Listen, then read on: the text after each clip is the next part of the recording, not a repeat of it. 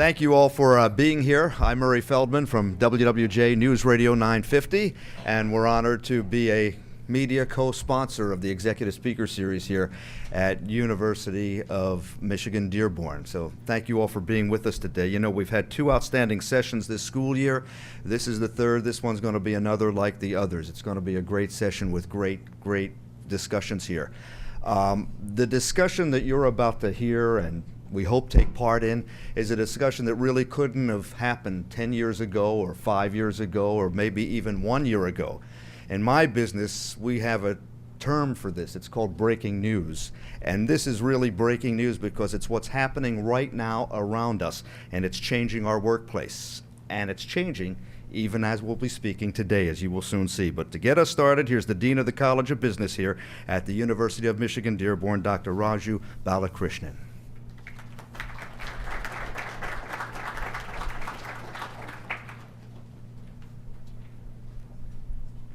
Thank you, Barry, and good morning, everybody. It is my distinct honor to welcome you all to the third and final event of the 2017-2018 College of Business Executive Speaker Series. Today's topic is the future of autonomous machines and robots. The speaker series is now in its 7th year, and I am thrilled to once again have a full house to hear from our distinguished panel. I had the privilege of talking to the panelists for the past half hour, and if our conversation in the past half hour is any indication, you are all in for a real treat. This is going to be a fun event. So I know you're all anxious to hear directly from our panelists as to whether the future is going to involve cyborgs like Arnold Schwarzenegger walking around, or cars that are going to transform into all sorts of machines like we see in these movies. Okay, so I don't want to take up too much of your time. Let me just take a couple of minutes to set the context for today's topic. In 1964, which if you think about it, was only 54 years ago, if my math is right. It was a crude but simple idea. Instead of a gas station attendant, a gas delivering robot appeared at a station in Westminster, Colorado.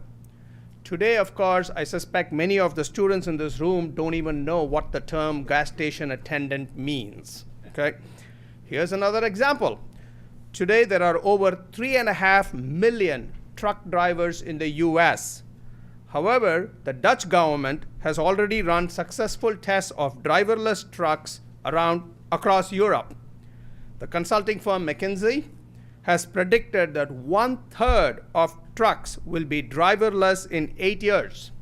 And it is quite possible that in only 15 years from now, the term truck driver will be kind of like gas station attendant. Think about the implications of that. Autonomous robotics have made great advancements over the past decade.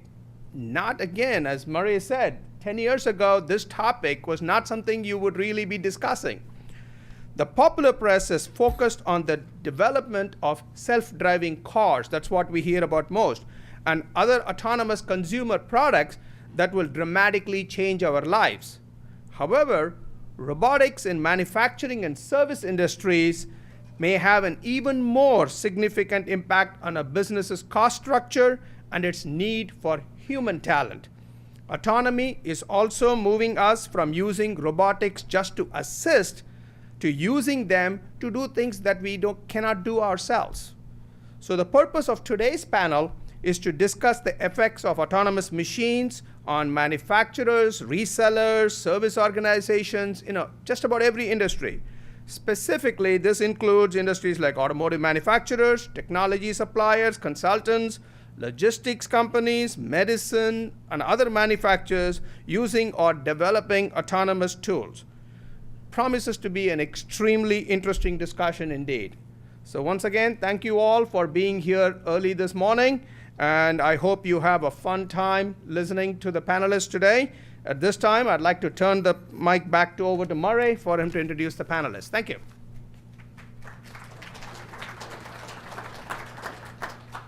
Thank you very much. What a great, talented panel we have. Let's start with Tom Kelly. Tom, come on up here. Tom is the Executive Director and CEO of Automation Alley, Michigan. He oversees strategic planning and all ongoing activities for the organization on behalf of its 800 members across southeastern Michigan. He joined Automation Alley in 2014 as Director of Entrepreneurship. In May of 2016, he was promoted to Chief Operating Officer at Automation Alley. He came to Automation Alley after 7 years as a technology business consultant for the state of Michigan Small Business Development Centers. In 2003, he received the National Manufacturing Design and Engineering Award. He later earned the 2005 Start Magazine Technology and Business Innovation of the Year Award. Tom Kelly serves as a governing board of on the governing board of Advance Michigan. He has a Bachelor of Science degree in Electrical Engineering from Clarkson University and an MBA from the University of Michigan. Tom, welcome, and thank you for being here with us today. Who was that guy? Gary Krus, Vice President Business Development, Herotech America. Gary joined Herotech America in 1993 as Controls Engineer and has held subsequent positions in engineering, operations, and business strategy. In 2012, he was appointed President of Herotech Tooling of Mexico. He was directly responsible for the strategic planning critical to developing a successful long-term business plan, as well as pursuing new growth and productivity initiatives in Mexico.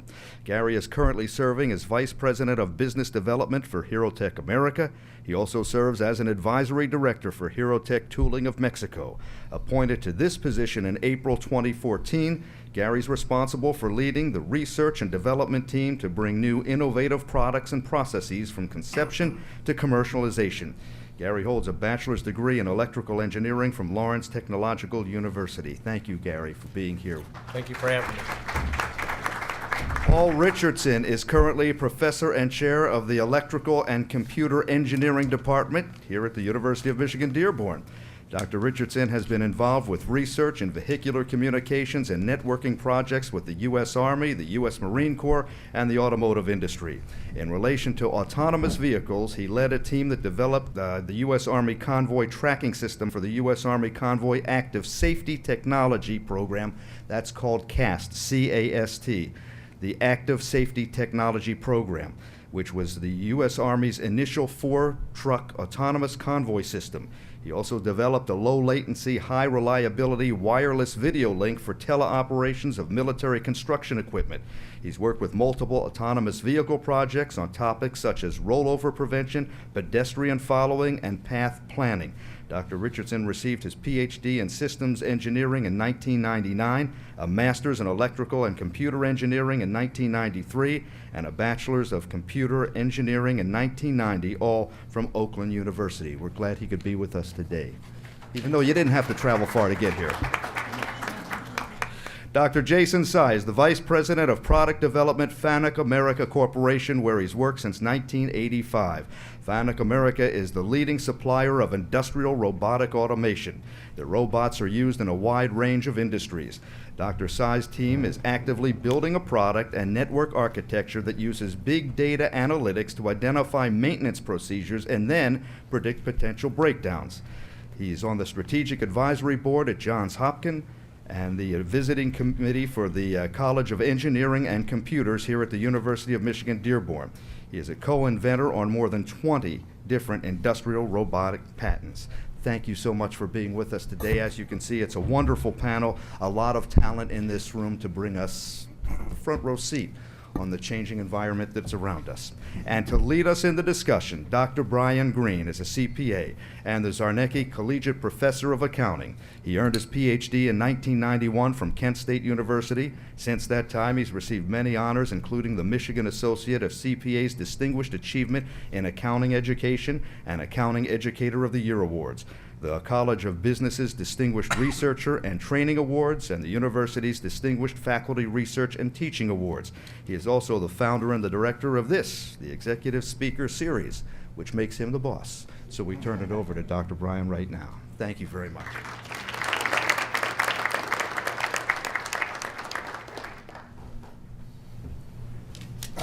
I got to have my introduction eliminated. Just say he's here and go. It's a pretty good topic, and I think this is the strongest panel we've ever had, so I'm pretty excited about this. For those who don't know, the term robot came from a Czech sci-fi novel back in the 20s. The term was roboto. And that term roboto meant drudgery. And the novel didn't turn out too well because at the end of the process, the robots had an uprising and only one human survived. So hopefully we can answer some questions about that too today. And robotics seem to replace everything. In fact, R2-D2 from Star Wars originally had a character playing him. In the past 2 movies, it's been taken over by CGI and a robot. So even a robot is not safe. Just want to start out with a basic question. What are some of the new developments that are occurring in autonomous robotics and manufacturing, whether it's mobility, warehousing, manufacturing? What are some of the new things that are coming along now? Uh-oh. No, I think we should start with Fanuc. I mean, if anybody knows what's coming, it's got to be you, right, Jason? All right. Well, I can. I'm coming from the manufacturer side. For the robot, we are in the industry. Not so much into autonomous, but there's a technology merge, and I see a lot of potential for the future. So far, we Fanuc install over 450,000 robots worldwide. Each one of them are working pretty much 3 shifts a day and working in a factory. However, this just from my opinion, from automation point of view, it's just a beginning. Still a lot of area that can be explored, and that's where we're talking about autonomous. So from technology point of view, the robot today, they're very repeatable, the task, and the future of the opportunity for the robot is going to be huge. We're talking about the warehousing. I think the warehousing, our business in the warehousing is quite limited. Our business primarily is in the factory, automotives, and the future for the warehousing, to use autonomous robots, I think the future will have a lot of opportunity in the market size. In addition to that, I think you see a lot of those labor-intensive factory, those companies that you can see from the TV and company like Foxconn in China, they use millions of the workers, and those are the potential where I believe where the mobile robots or autonomous robot will potentially be the application where robot can expand huge markets in those areas. And in addition, service robot. We are gradually we are getting into service market. Could be used for the restaurant, could be used for other food processing market. I think the market for those areas also is going to expand the robot. But in order to get into those markets, that's where the autonomous robot potential, the application can be expanded. So from the development point of view, I think we are actively working on the something called collaborative robot, COBA. We call COBA. I think that's where the robot industry is trying to focus on, is to build more intelligent, artificial intelligence, and to build more sensor, AI, technology, mobility, and those it's going to make our robot become more intelligent and able to get into those either it's the labor-intensive application or service application. So the potential of the future of the market for the robot is going to grow significant because of this robot autonomous application for the robot. You know, Brian, from Automation Alley's perspective, we have over 800 members in the Southeast Michigan region. Almost all of them are small manufacturers, and we're seeing a great deal of interest from them on these cobots because they're very inexpensive. You know, you're talking $25,000, $30,000 in some cases for a robot that can pick and pack something at the end of a line, you know, and those jobs, people tend to get injured quite often because it's very difficult on a human, a lot of back strain, jobs that people don't want to perform. So those cobots work alongside the human to get those things done, and there's a lot of gripper technology that's coming. It was very hard for a robot to see and pick up and move things, and what we're seeing is that technology is also getting very sophisticated, where these little squishy hands like we have can pick up, you know, little tacks and do something with them. It's very, very tactile, and those robots are not very much, and they work right alongside. They're safe. And they also can teach. Like, you can teach it, and it can teach you. It's very fascinating what's happening, and we're seeing that interest. And I think that's the change, is that robots used to be for big corporations with big capital budgets that could invest in big capital projects. And now we're seeing robots that can be purchased for very little dollars in the scheme of a manufacturing facility, even a small one. So that's kind of the trend we're seeing. I'm seeing that in the industry, we're looking at autonomous robots actually stepping out from the typical delivery of parts and other things, and adding a secondary robot to it allows it to do more. So it can pick parts and deliver them to another person working a line to install at a general assembly, or it can go to the warehouse, pick other parts, and return. So it's a big change of where we're going with it, where we're seeing the industry take it to assisting by being the delivery person. So something that I'm seeing within our strength in our department's research is in the autonomy area. And what I'm looking at is the enablers of autonomy. The robots fundamentally have to sense the world around them. There are optical, radio frequency, pressure type sensors that from a great distance to very close in can very precisely detect what's going on. And they're getting cheaper, and they're getting smaller. And so this ability to take in data from the world around us, is the capability is just growing, and that's just going to enable a lot of other stuff. The other part is the processing technology. We have access to hardware that, we're using. We have an autonomous shuttle project in our department. I think it's 320 teraflops, which is 10 to the 12th instructions per second. So because this is a lot of data, right? But we can crunch this data quickly, and come up with decisions very quickly. So the processing and sensing capability is just growing at an astounding rate. You're talking a little about cobots with collaborative robots. How is that changing employee interaction, especially in the manufacturing floor? And also, you brought up the ability to have sensitive touch.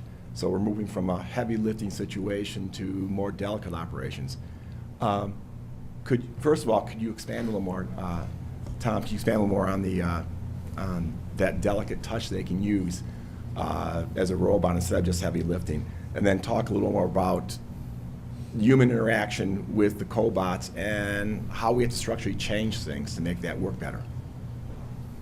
Yeah. So what I was talking about is there's a robot company out of Boston called Soft Grip, and it can not only see, it's not just a sense of touch, it's that the artificial intelligence that goes along with the robot can discern what it needs to pay attention to and what it needs to not pay attention to. And that's critical in a robot situation. The robot has to discern, like a human, what is on task and what is off task. And things happen in the workstation all the time that might not be what you should be focused on. And so it's not just the fact that you can tactily figure out what you need to pick up, but the fact that you can visually or sensorily see, quote unquote, what you should be doing. And so that's what I mean by this whole soft grip world that's coming.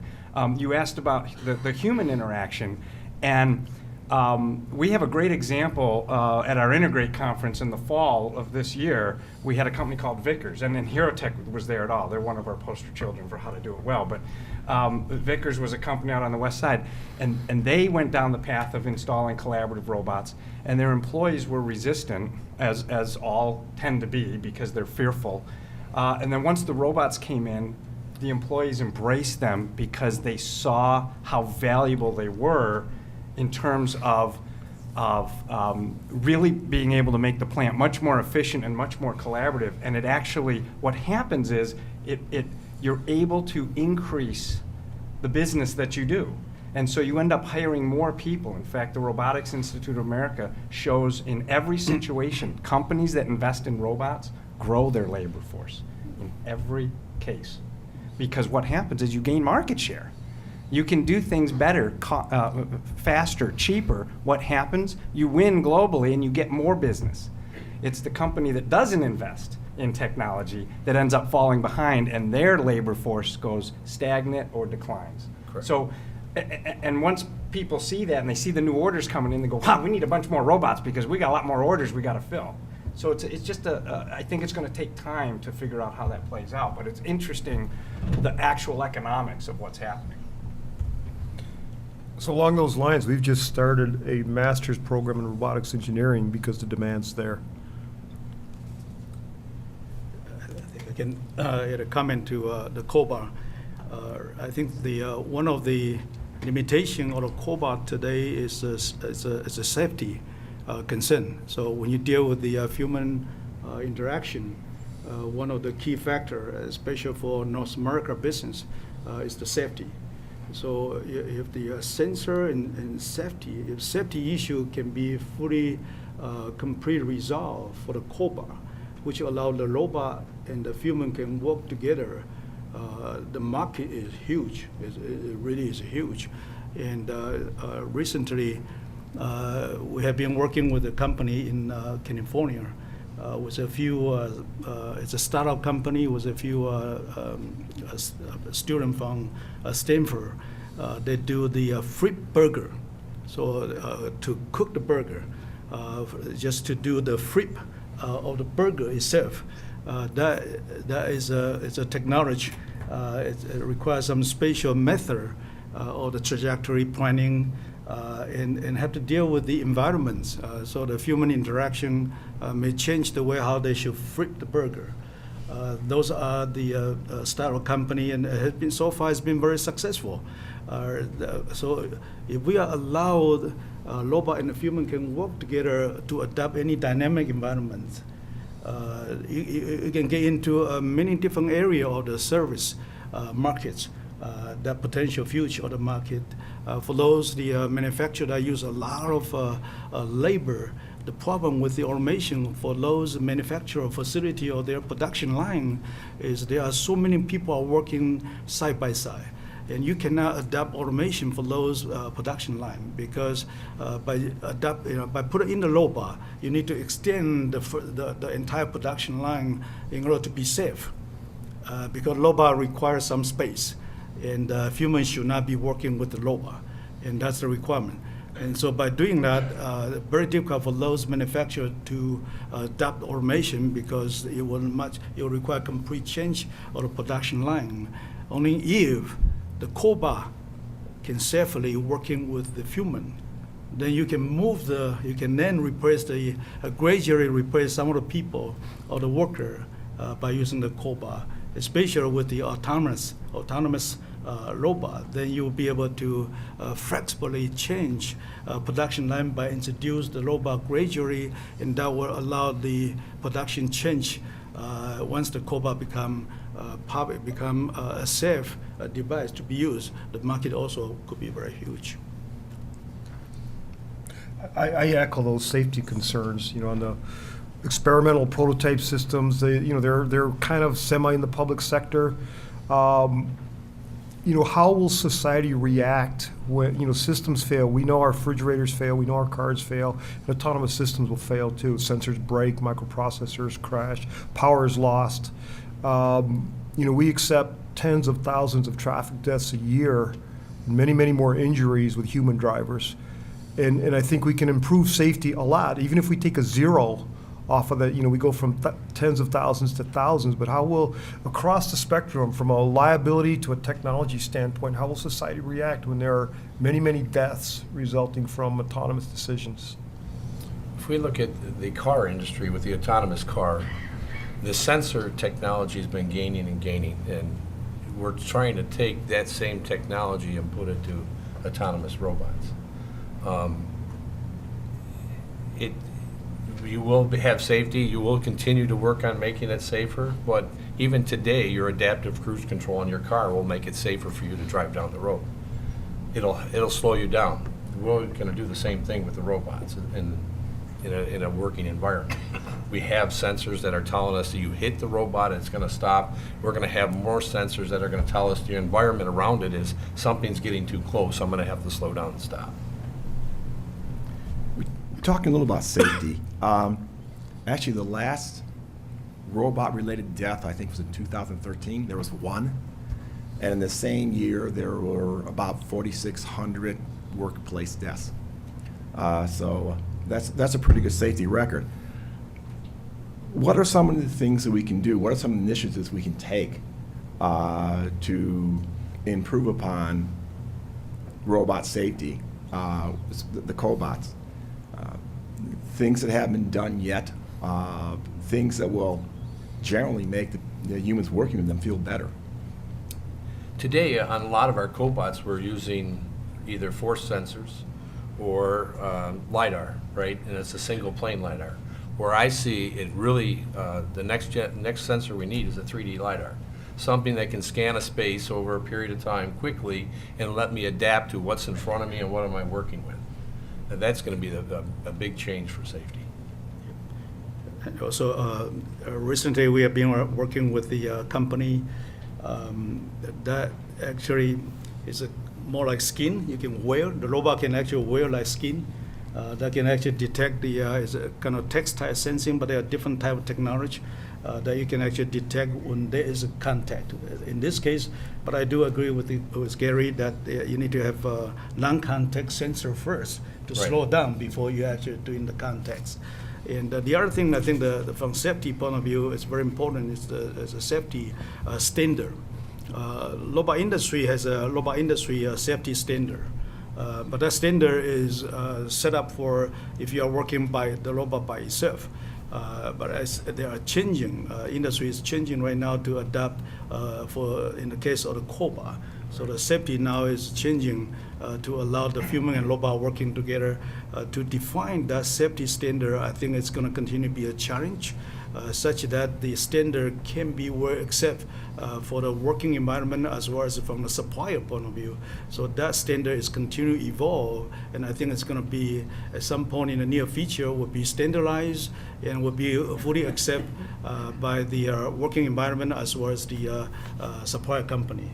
So I think that is going to change. So I think the issue at play is, by your definition, you can't improve on safety for robots because there's been no deaths in the last 4 years, right? So the death rate is 0. That's because robots are isolated from humans. There's all kinds of safety features to say this is a dangerous situation, so we don't allow humans to interact when the machine is running.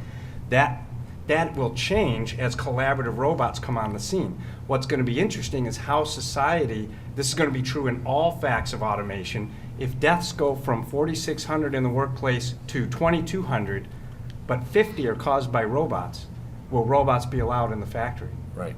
Right? That's the societal question that will impact autonomous vehicles, it'll impact autonomous robots in the factory, it'll impact everything, because I used the example when we were talking, there was a crib manufacturer, and sadly, the crib was not defective. It was only defective if you assembled it wrong.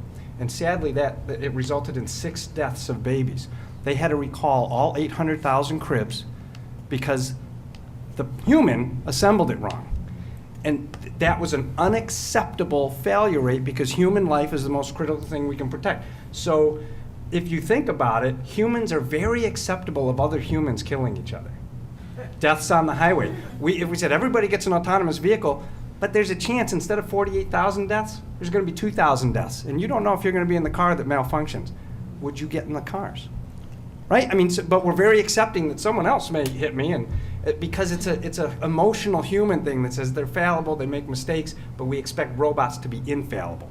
And as we build algorithms that make them more fallible, because as you become more human, you're just playing the game of probabilities. Interaction with the real world involves risk and probability. And so as you make robots understand risk and probability, they will make poor decisions just like humans. Yep. And then it becomes a question of what is the acceptable rate of poor decisions. We don't know what's going to happen in that realm because that's a societal issue. An engineer would say, we're going autonomous everything because it's the logical thing to do. But humans don't necessarily always perform logically, as we know, and thank God for that. That's just such a loaded area, and we've dabbled in some of that. There was a case of an OEM building an autonomous car that had to make a decision. So a truck switches lane, and it doesn't see the car next to it, or it could hit the car in front of it. It's going to hit one of them. So which one does it hit? Human driver has to make that decision, right? What about when an autonomous decision, it has no choice but to cause damage? It won't be logical. So it's going to have to be an illogical choice. Just, It's going to be a probability choice. Yeah, right. But how will society react to that? How will, for example, liability? We're a no-fault state, right? But what happens when you get an autonomous car accident? Who gets sued? The person with the deepest pockets? The manufacturer.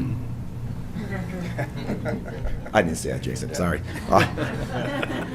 Jason, you're talking about the basics of just flipping the burger over. With future industrial robots, we're moving towards robots that have the ability to adapt, the ability to handle more than one type of operation. Can you talk a little about the development of robots and handling multiple operations? I think the robot become more intelligent. Today, robots still in a very fixed environment in most of the application. However, robot has been designed to build in more intelligence. And so this whole concept of Industry 4.0, smart factory, or some of those artificial intelligence is now gradually becoming important for part of the robot industry. So a lot of companies are working toward this artificial intelligence to make the robot able to think, able to perform, adapt for the environment. However, I would still expect the majority of the environment of the robot, once get defined for a certain application, you will do a certain thing. It's not going to be able to adapt the different. If you are working on the spot welding, robot is going to be working on spot welding. It's not going to be probably be moved to do the general assembly. So that is was still considered as an advantage of the robot for industry, that we don't necessarily have to deal with many different environments, because different environment require different safety requirement, different standard, different interface. But however, the robot become more intelligent, and the future of the robot can actually perform many different things. Once we get into a service industry require many different type of the function. Some case, for some of the robots have been used for the medical field, and for those medical field are very dedicated, very specific for application. Majority of robot will be the same thing, but hopefully in the future, I think the artificial intelligence is going to enhance the robot to be able to adapt many different type of operation. Previous project that I've been working on is a spare parts operation for our door production, and it's pretty interesting. The idea is I have an operator that has to assemble a fixture, load parts, do some welding, do some adhesive apply, do some MIG welding, some spot welding, put a nut on, and then the parts put together. And I've been working on the project, and we're at a point where I can have the robot actually assemble the fixture. It can grab parts and put parts in it. I'm still going to the next step. It's going to grab a manual weld gun like a human would do and do the welding. These are steps that we're working on, but I'm still probably 5 years away from having it all working based on timing and the abilities of the robots. It really comes down to the vision and the instruction set on how to adapt to the environment around it. looking a little more at mobility. I know Paul has done a lot of work with autonomous vehicles. As far as the trucking industry goes, getting us to the point where autonomous trucks for delivery can operate well on U.S. highways, what are some of the technologies we need to make that work? I think a lot of the sensing and processing capabilities are there. We were operating this autonomous truck convoy in Colorado, going down a 2-lane highway, 4 trucks. And we always have a safety driver in there unless it's a demonstration for some VIPs, and there's a need for it. We hit a pothole or something. We hit something big, it banged, a bolt broke, a sensor fell off, and immediately the navigation was gone, and the human driver took over.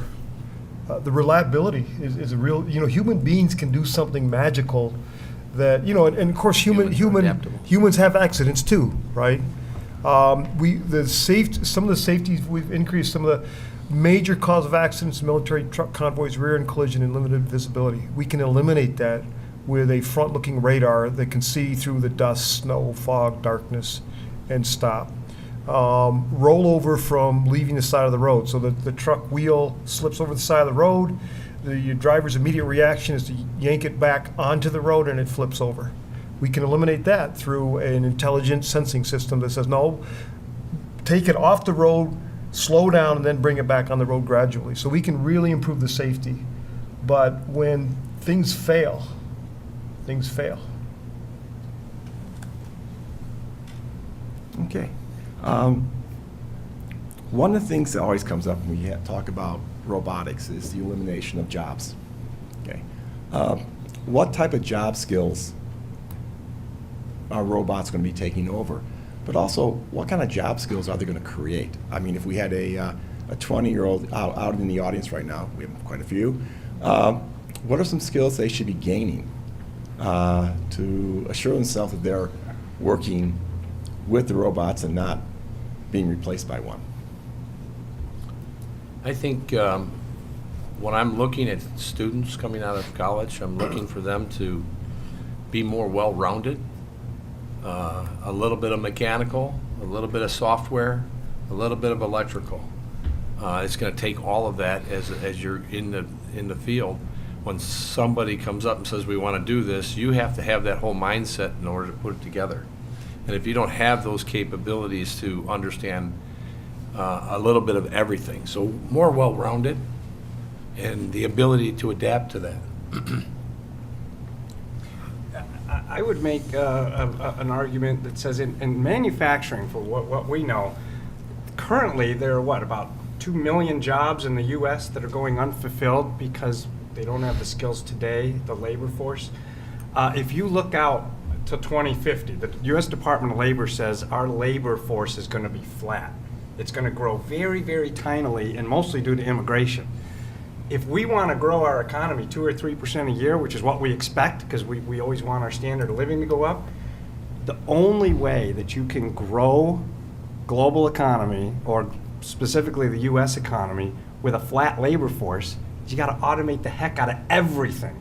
So we're thinking about automation the way we would think about it when the labor force kept going up and up and up and up and up, and you had to create more jobs for more people. Now we're in a situation where people don't realize that there will be no more people to do the work. Department of Labor's told us this.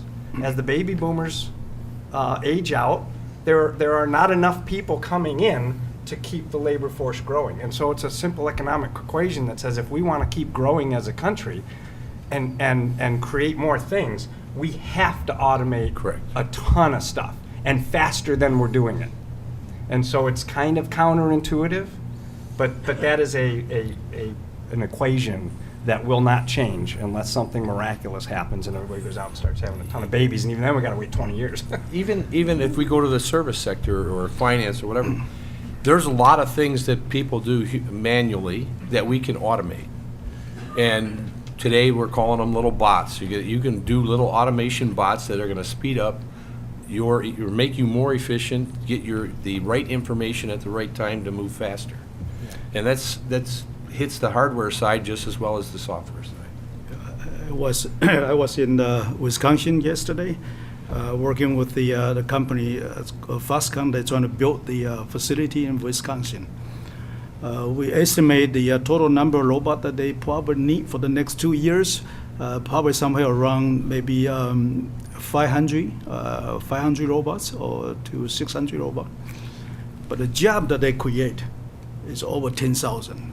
And that 10,000 job they're going to create, probably not including the other related service, the potential job opportunity surrounded by the company. And so by putting in 500 robots, you create maybe 20 times potential more job opportunity for the people. So I think in the last few years, I think the U.S. Trying to bring the factory back to U.S. And the way to bring back to U.S. is automation. You need to automate in order to be competitive. It's not just because of the labor issue. It's a quality and meaning of the production throughput, a lot of quality, a lot of Quality and cost. the overall performance. But anyway, so a lot of opportunity for those reshoot manufacturer, reshoot factory, bring the job back to U.S. So I think the benefit is there. It's not just to eliminate those maybe a 500 or 1,000 jobs. You actually create much more job opportunity. And one area which I want to also point out is, I know there are many young people here. The automation create a lot of opportunity and still a lot to explore. What we have done so far in automation is still, I think, is still quite limited. You think about the workforce, the robot installation from population of robot installation worldwide, maybe somewhere around maybe 1 million to 1.5 million of the robot population today. But compared with the worldwide worker, it's a very small percentage. And a lot of those low labor jobs, you can actually automate and bring the factory back to U.S. And I think for those young people, a lot to explore for automation because robot is just not smart. We know robot is not smart. Robot is good at repetitive job. And that's what the opportunity for the young people to explore for those the solution for artificial intelligence, for autonomous technology. I think especially including the big data, once you get into the Internet of Things, Industrial 4.0, big data, a lot of potential opportunity for young people to explore, to build this automation for worldwide human society. I think the huge benefit will be huge.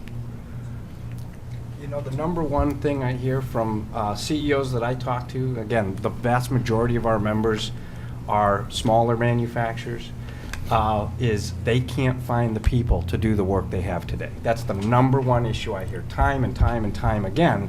They can't find the people to do the work. We're heading below 4% unemployment. That may fluctuate around. There's going to be recessions here and there as we go. But the takeaway is it's that the problem going forward will be there won't be enough people to do all the work that needs to be done. And the way we're thinking about it is, how do we make sure everybody has a job, because there's going to be all these excess people laying around that as automation comes in, what will happen is as automation comes in, those people will get scooped up into other things because so much needs to be done as we grow. Okay. Oh, go ahead. I think related to that growth, our College of Engineering on this campus reflects a national trend. We've had double-digit, record-breaking growth the last 3 years. Mm-hmm. Each year, we break a record. I think the engineering school just took over as the largest unit on campus, too. And that's a national trend. They're getting jobs today that they weren't getting before. We're going to borrow It's money from growing. them. They're I the mean, biggest school. Yeah. Jobs are there. We talked a lot about cobots, but a human-looking robot. I collect antique toy robots. So this is from the 40s. Do not touch this. No. Whoa! Okay, so looking at the idea of vision, bipedal motion, the ability to hear and interact, chatbots, what are some hurdles to get to the point where, while it's not useful, but actually to make a human appearing, behaving, mechanically operating type robot? The sci-fi version of it. I had to ask that question. One of our robotics faculty did his PhD work at Carnegie Mellon. Disney Labs has a facility at Carnegie Mellon in humanoid robotics. And he is, I guess, the expert on the wrist. The human joints are so complex and intricate. I think it's a real challenge. I had no idea the kinematics and dynamics, the mathematical understanding of what happens when we do this, grasping what we do. It's just a marvelous, marvelous mechanism. It's mechanically very, very complex, but then the control system behind it to do all of that. It's very so complex. just the wrist alone is hugely complex. But now step back and look at the human body. It's hugely complex. Can you expand a little bit on the growth and the ability of vision for robots, as far as what they can detect Well, now, what they can do 5 years from now, and what they could have only done 5 years ago? So when you say vision, I hear sensing. So visual light is one range of sensors, but there are other types of sensors out there. There's passive sensors like cameras that just take in things, but there's active sensors like LiDARs that you send out information and it gives you back. And you can get extremely detailed information about the environment around you from large distances to very, very close in. And very, very close in is very challenging. For example, what happens when our shuttle brushes a human being? That whole area is growing, and they're getting cheaper, faster, and better. And it gets back to this, the vision is only as good as the algorithm that is evaluating the pixels that are being fed to it, right? And so if you've ever done a capture where it says, show me all the pictures that have cars in them, what you're doing is you are part of the big data that's feeding back to these systems to teach them, how do I recognize a cat or a dog or a car or a ball that's going to come out into the road? And so you're feeding all that.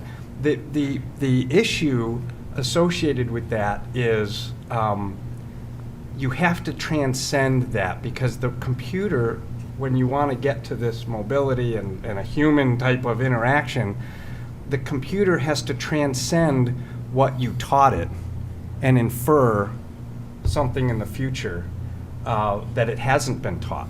And we're not even close to that yet. We were talking about these GAN networks, which I forget what it stands for, but they take two AI deep learning systems and they pit them against each other.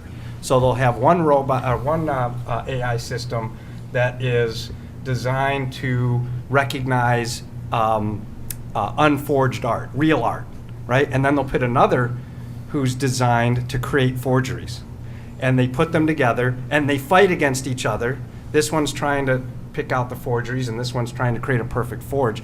And they learn that way. And that's where we think the next wave will come, is robots, or I keep saying robots, I mean artificial intelligence, the algorithms will get very sophisticated. But I think we're gobs away from some sort of human interaction. I just want to comment for Fanuc, I think for the industry, the same thing. We've been working for 30 years on a vision application. And the vision application right now is roughly about 15% for all the application that we have. That use about 15% use the vision. And I think vision is going to, opportunity is going to grow in the next few years, going to grow quickly. Talking about the algorithm, the computing processing capability that will enable application for the vision. The vision primarily use a lot of for the guidance application to guide the robot to perform the job of the application. But I think the future, a huge opportunity for the vision is the quality inspection. For every job, for every robot perform any job, they should have vision inspection. So I will argue that there should be 100% of the application, every one of the robot ship should be equipped with the vision, just like every robot, just like every human being, they should have a vision to be able to inspect the result of your application for your work. And the inspection currently is still primarily use a lot of human labor. The market is probably more than double or 3 times for the robot application today. But those cannot be used in the vision because the vision is just not there from It's algorithm a long and way require from being there. inspection. And so therefore, I think the huge opportunity is huge, combining with artificial intelligence, the big data. And that's where a lot of opportunity for the young people to explore those areas. A huge opportunity for the vision application in the future. I mean, the first vision I used was on a Fennec, probably 10 years ago. We did some work, we put it together, we put it in the lab, it all worked great. I got it to the plant.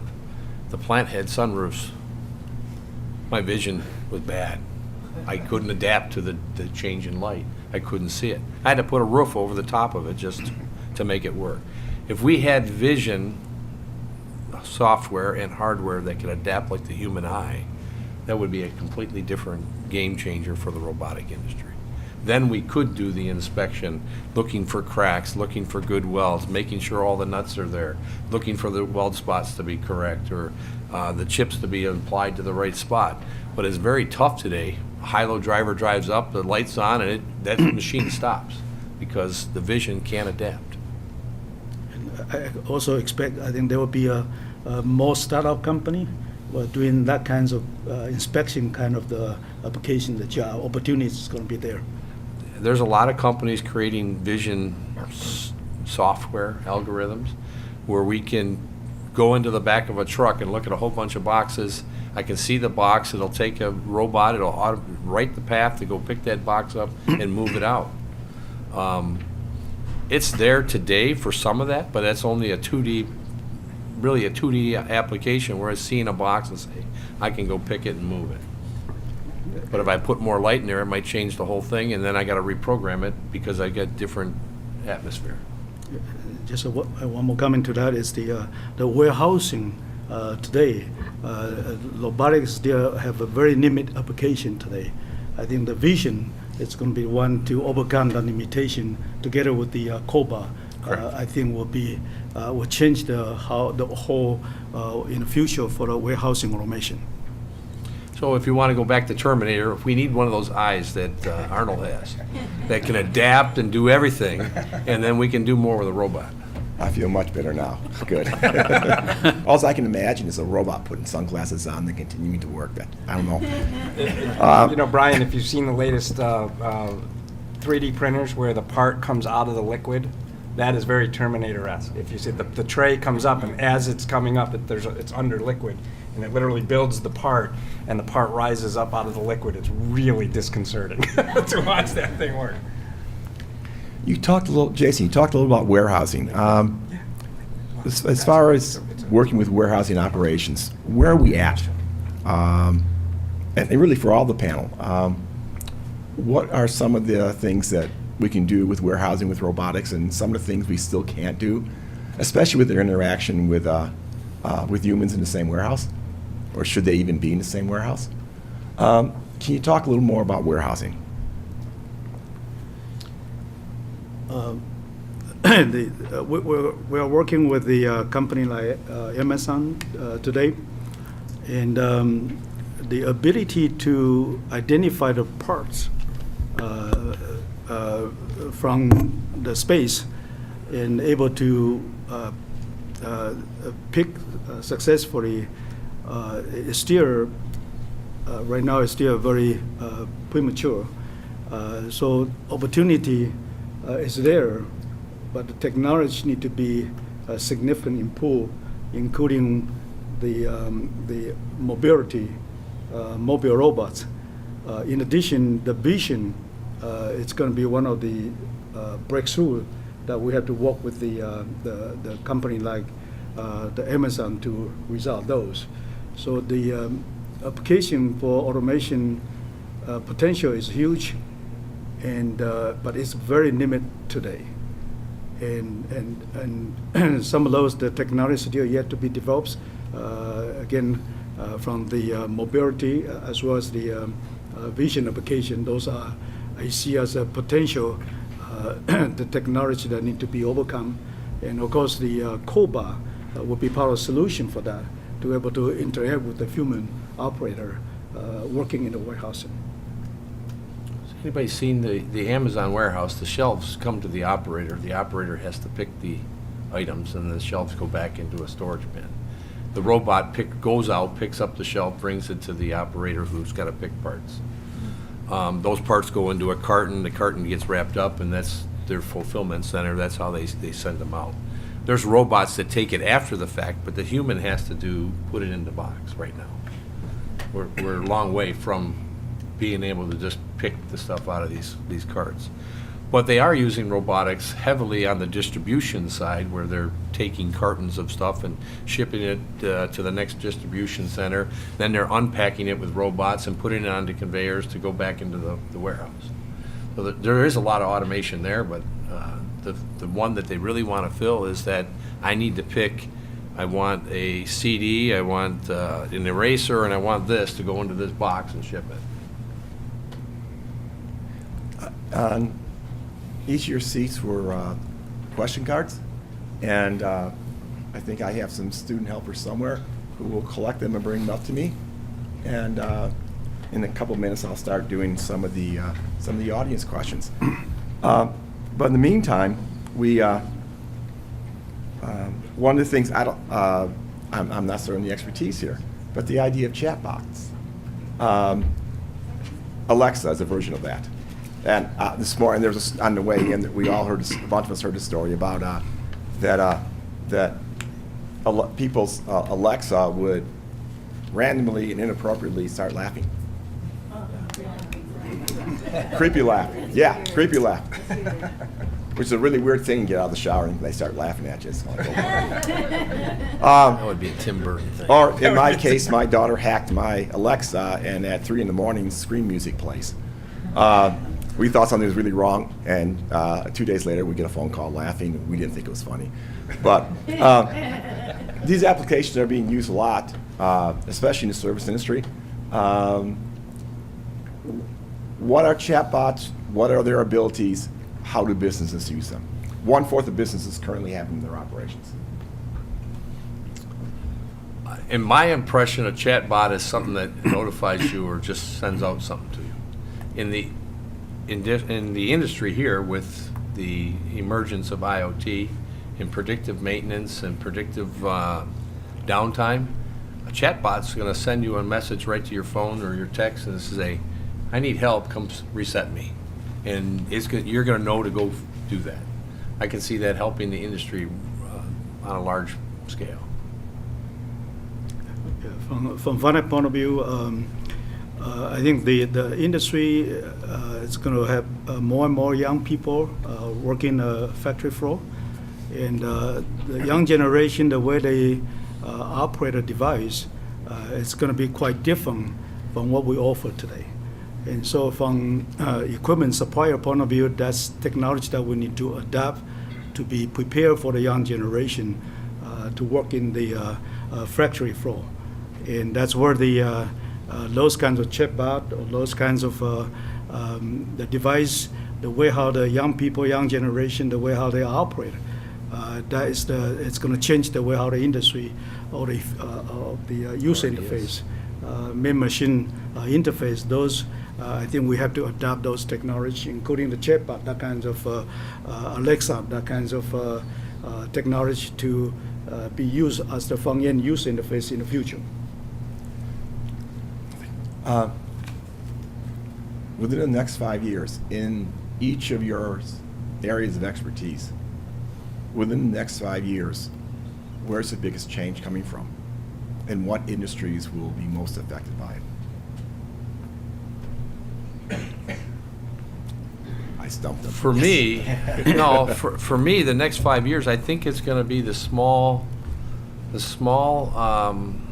operations, looking at how to be more efficient, how to get more utilization out of the equipment I have, if you're only running 2 shifts and you want to get that 3rd shift to get more throughput, you're going to see more and more automation going in on a smaller scale area. Most of the automotive all has robots when it comes to the OEM or the tier 1s or even the tier 2s, but now we're talking it's going to change and it's going to go down even farther, and we're going to see more and more automation put in, whether it's cobots, stationary robots, or autonomous robots to fulfill work centers. So I would echo that. The only caveat, and you know, Automation Alley, our whole job is to tell the stories and to get the business owners in those small manufacturing environments to keep up with what's happening with Hero Tech and the OEs. And what I fear, and I say this to a lot of the CEOs I talk to, is that we're not in Southeast Michigan, we're not very good at taking risks. We grew up in a society, especially in manufacturing, where quality matters. I gotta have 6 Sigma. I can't have defective parts. You figure out how to do it, and then you lock it down. In Silicon Valley, and that's a physical manifestation of what is required for manufacturing production. In the digital world, i.e. things like Silicon Valley and software, it's move fast and break things, because I can iterate indefinitely, right? I push software out. If there's a bug, I fix it. If there's a bug, I fix it. If there's a bug, I fix it. They are mutually almost exclusive, and yet both those worlds are crashing together at once right now. And so what we have to, so Silicon Valley gets it, and the reason why they want to come in and do autonomous vehicles is they know hardware is the next big play. The Internet of Things is the next big, huge thing. We have to get our society here in Michigan to understand the digital side of the equation, how to take option-like bets, how to start taking risk. Because when I talk to those CEOs, they're not in that mindset. They're 55, 60 years old, they've lived through a whole bunch of recessions, they know the value of capital, and they're not necessarily yet willing. And so we keep telling the story, but if I can ask Gary and everybody here to say, help us tell that story to get them to move, that's what keeps me up at night, is saying we have to do it, we might be forced to do it, but if we don't do it, the rest of the world will go right by us. And so we have to win that battle. I'd like to comment that is from technology point of view, I see 2 areas. One is, as Tom indicates, there's a big data, IoT. I think that it's going to change. There are a lot of different solutions that were provided today. It's going to open for a lot of different people able to contribute, similar to the internet, allow a lot of people contribute to the value added to the internet. I think by having the IoT solution for all devices, it's going to add a lot of people able to contribute to automation for manufacturer. So I see a lot of potential with the Internet of Things, including I think the future for artificial intelligence, AI, deep learning. I think also it's going to bring a lot of technology, become something that is not available to solve problem before become available. And what's the market impact? I believe the impact is going to be all markets. All markets going to get impacted, and what a robot can be used, as long as that can be justified for return on investment, robot is going to get into every field. It's going to get into all markets. So impact is going to be huge, and opportunity is also going to be huge. You know, and an example of going back to your chatbot example, bring it back to Alexa. There's a company around the corner from Automation Alley called Seco Tools, and Gary probably knows who they are. And they're using Alexa to put alongside their tool in the plant. So the maintenance worker would say, "Hey Alexa, how do I change out a drill bit on a Seco 1, 2, 3, 4?" And Alexa will tell them. Because now you're just building Alexa skill, and you thought, what a great, so they're taking a consumer-facing product and turning it into a predictive user manual of sorts, because all I have to do is teach the skill once to Alexa all over the world, and now I say to the customer, I'll throw in a $25 Alexa for you, or an Echo, and you know, you can, so And they learned that from GE. When we had our Integrate conference, we said, what's the one thing GE Digital, what do you think you're doing that's different? They said, we throw echo dots all over the manufacturing plant and we ask it questions. And every time it doesn't know the answer, but we want to see what it's going to say. And then we go teach it what the right answer is. And I thought, that's fascinating. That is really fascinating. This is GE, one of the biggest manufacturers in the world, and they're using echo dots all over their plant. And that's clever and creative, and I think that's what we need more of, that how do you do that? And for a little guy, wow, you mean, I'm a manufacturer, I can teach echo dot a skill, and all over the world, people now have access to how to use and fix my machines. It's pretty fascinating. Augmented reality is going to get you there too. That's where true. it's teaching you how do I change this out, and it's going to show you the video right there, whether it's on an iPad or on a pair of glasses, and you'll be able to actually do that. So that's coming more and more. It's going to actually enhance the skill sets of the operators that are there. That's a great example. That really is going to change things. That's true. How about security? Hacking, information, stopping the car. That's a tough. We've all, there's lots of news stories out there, especially with autonomous vehicles with the software being hacked, the brakes going on or not going on. I know it's going to be a murder mystery on some TV show at some point. It's going to happen. But, or maybe it already happened. But what are some security issues that could be a problem in the future? Yeah, we are actually pay a lot of attention to the security. In order to support this whole concept of big data, this Internet of Things, which is coming, you don't embrace that technology, you're going to let behind. At some point, you're going to find out that you are going to be obsolete. And so this concept of big data, Internet of Things or Industry 4.0 is coming. It's driving a smart factory. By meaning having a smart factory means all the devices are connected to networks that you invite a potential security issue. And so in order to be successful and be careful and things like that, we are working as an ecosystem. So we don't try to solve the problem by finance. We solve the problem with security with our partner. We work with Cisco. We work with Rockwell. We work with our customer, the IT department, security department, to make sure that we comply with the security policy. And security is going to be very important. It's something that for the direction for the big data, you have no question that you have to deal with. You have to face it. You have to proactively to address the issue. But if you don't address the issue, you're going to get trouble. But if you don't embrace the future technology, you're going to be left behind. And there's no choice. You have to move forward by working with the ecosystem, working with all the partners to build the security system that protect our customer.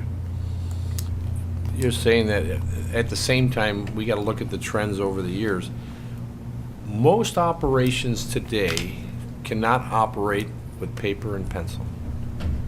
Every one of them is an electronic, transaction. You go to most of the new startup little companies, they all got iPads there, and that's how they run the store. IT and OT are on an emergence that has to happen. And you have to work together from the beginning in order to keep security and have it easy to keep security. So the trend is you're going to have to be more and more, it's a complete ecosystem, yes, and you're going to use the external partners, but internally you have to be on the same page too. You talked a little about like the echoes being used by the company. So we have consumer products going into commercial. What are some of the commercial applications that are beyond having something that can vacuum? What are some commercial applications that are going to move out into the consumer market? Well, I mean, we already have autonomous vehicles, but again, how is with autonomous vehicles changing?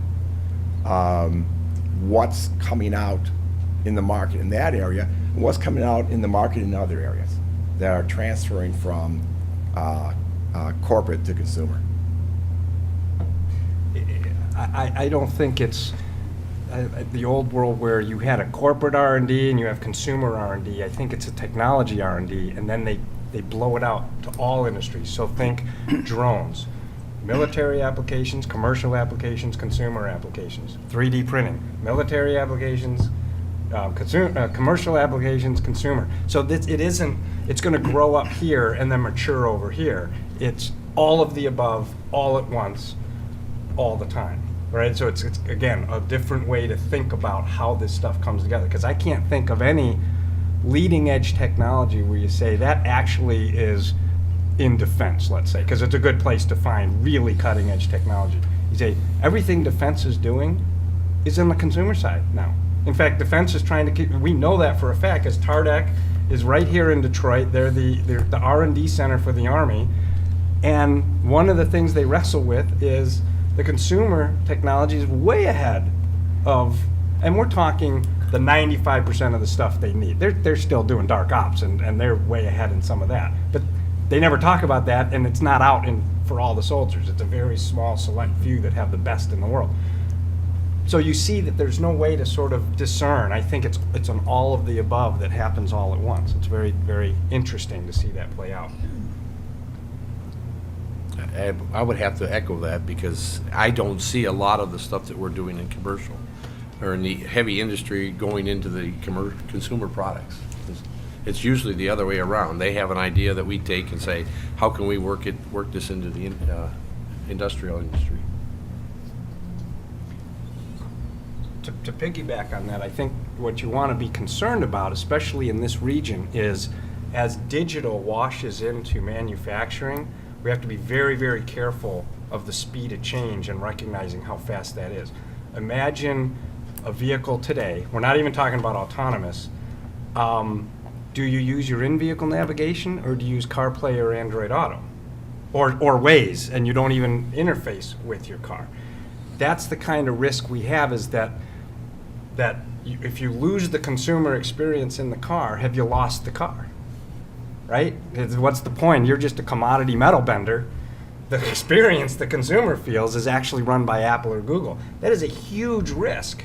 And are we moving fast enough as an industry, not just automotive, but also manufacturing, to keep up with the pace of change on the consumer side, digitally? Because I think we always view digital here as an afterthought. Oh yeah, and I got to do a head unit for the car. As opposed to, that is the value play going forward. It's about cup holders, digital cup holders, right? And that's going to be the wave of the future. From a basic business question now, is the U.S. ahead of the game for the global market, behind the game? What is our stance in the world? Do we need to catch up, or are we leading? I personally, in looking at what I've seen around the globe, on the majority of the technology, we're ahead of the game. But that doesn't mean we're 10 years ahead of the game. We might be 18 months ahead of the game, because whatever we develop is being developed right behind it in another country, or being taken and said, oh, they got something, let's make it better. And it's happening. The FANUC, the business from automation point of view, robotics. Right now we in the overall FANUC robot business, North America, we probably contribute to more than 40% of the business for our overall as a FANUC, as a group. 40% equipment deployed in North America. So from that point of view, North America is kind of ahead from automation, automation technology. Adaptability. However, it's changing right now, and changing very, very quickly.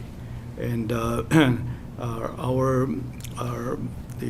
sister company in China adapt the automation. Their market grows so quickly. By 2019 or 20, that 40% of the volume produced, the robot produced, will be used in China. And so you can see that the automation trending, the technology in China is going to exceed the usage of robot automation in China compared with U.S. So U.S. will need to continue to maintain that position by adopting more technology.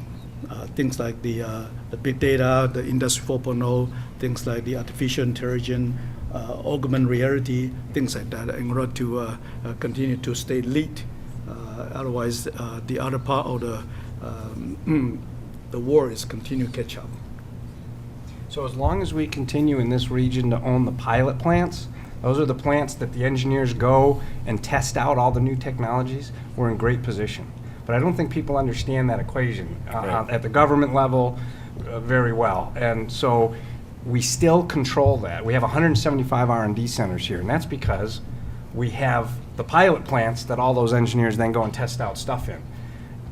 And Mexico is getting the flat-out assembly, the ones that, hey, once I figure it out, we go down and we set it up and we run it forever. Still using a lot of robots down in Mexico. Yeah, well, of too. course. But I think Gary's agreeing with me that, that's where we need to stake out our claim. Because the minute they say, well, our pilot plant for this new technology is going to be in Mexico, we should be very, very, very worried, right? Because that is the beginning of the end. We need to hold on to our pilot plants because that will build the whole R&D ecosystem that we've already built.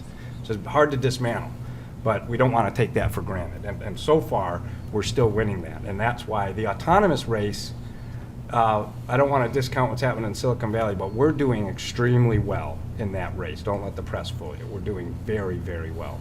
And Detroit is in a good position to win that battle. We only got a few minutes left, so I'm just going to ask any final comments. Anything you thought the audience should know that I haven't asked or they haven't asked through their cards? Actually, I want to say for the young people in this room that are starting their career, this is an exciting time to be jumping into this industry. There's a lot going to happen in a very short period of time, and you can have your thumbprint on it. And this right now is like, this is cool. This is where I want to be because this is the next generation. I would echo that. I see just huge changes and huge opportunities if you're young and starting out. And I know there's a phrase that youth is wasted on the young. I mean, if you don't recognize and jump in, the window's going to keep moving. The other side is you've played all these games, you've played with the electronics, you got a head start on most of the 50-year-olds that are in the industry right now because you've had your hands on this stuff. And don't think of it as, like we're talking about manufacturing and autonomous vehicles, and it always seems big, like this is a big company thing. Think of it more as what's so exciting is if you're a thinker, you can make it. Manufacturing is not for the big anymore. Manufacturing is getting so small that you can think it, you can design it, you can simulate it, you can print it with a 3D printer. Right? You can be in manufacturing from your basement in about 4 weeks, right? It is very, very exciting. And that's going to be what's so fun about it. Yep. I agree with all the panel comments. I think it's an exciting time for the industry. And, it took me 30 years to be recognized by the people that I actually contribute something. So I think the next 30 years is going to be even greater. So it's a wonderful time. This whole concept of big data is going to change a lot of things. Smart factory is going to be smart factory, and it's waiting for each one of you to contribute to make that happen. Exciting. Well, I think we're on to season 8 next year. I want to thank Jason and Paul, Gary, and Tom for being here today. They're constantly traveling. They're all over the place, and we got them all back here in one day, so this is good. And I really appreciate your time and your comments. For the people who've come to all these events this year, our beginning event next year will be the first Thursday in October, and what we'll be looking at is did tax reform and changes in regulation actually spur economic growth in the U.S., or was it something else? I'd also like to thank Murray Feldman from WJOJ for partnering with us and helping me out a lot. And Adam's over there. Adam, when we have an event coming up, the 30 days before the event, I walk in every day and say, what's the number, what's the number, what's the number? It gets scary sometimes. I panic. Gail Reeves, who's, I don't see her. Gail Reeves is the secretary, and so her job is to tell me where to go, and sometimes she does. But she's been extremely helpful, and all the people in the College of Business who puts up with me when I get panicky about these things. Michael. Okay. And thank you again for being here, and we'll see you next year.